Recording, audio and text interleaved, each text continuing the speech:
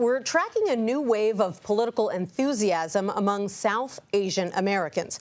For the first time, they'll be represented at the top of a presidential ticket with Vice President Kamala Harris. Tomorrow, she will hold a rally in North Carolina where South Asians are the largest and fastest growing Asian voting bloc.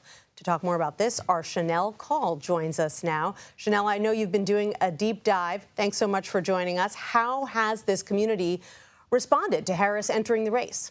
Nancy, thanks for having me. There is so much energy around this. I mean, South Asian grassroots organizers from across the country that I've been speaking with in the last couple of weeks say they have never seen this level of enthusiasm, of energy, of excitement around an election. We've seen record donations, record turnout, and record representation. And speaking of representation, it's not just about Kamala Harris. We're seeing other big South Asian names emerge.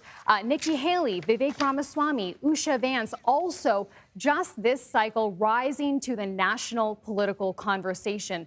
We were in North Carolina last week, and I had a chance to speak with a young voter, someone who is of South Asian descent and voting for the first time in a presidential election this November. And she talked a little bit to me about what it feels like to see her culture represented on a presidential ticket.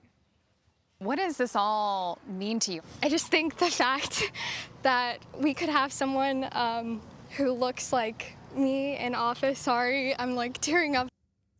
And you know, that resonance, that connection can also be seen, Nancy, online. I'm sure you've seen some of these memes, Lotus for POTUS. And if you didn't know this already, Kamala means lotus in Sanskrit. There's also Kamala Kisath, which means we're with Kamala. Wow, and you could really feel the emotion and enthusiasm in that young woman's voice.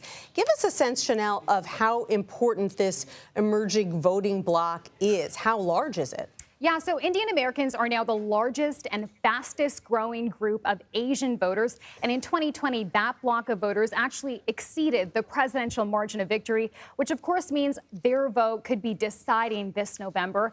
And while about 40% of Asian Americans lean left, almost all of them, 97%, say they prioritize policy over identity. So very much up for grabs.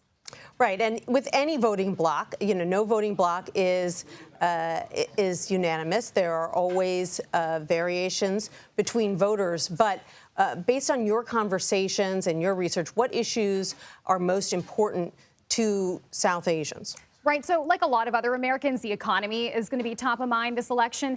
But you mentioned this community, like a lot of others here in America, is not a monolith. So we know that there are so many different religions, so many different countries that are part of the American South Asian community. And because of that, they have a lot of different opinions. For example, the war in Gaza. Take a listen. What does Kamala Harris need to say to win your vote? A ceasefire in the war. And what if she doesn't say that? Then I think a lot of the Muslim population, at least I can speak for, and the Palestinian population, a lot of them have chosen not to vote. And Nancy, immigration is also a really big issue for many South Asians. When I was speaking to a few when we were in North Carolina, they said to me, look, there are a lot of people that, for example, moved here from India. They immigrated here. They went through all of the right processes. They say they followed all the rules. And when they see what's happening on the southern border, they don't like it.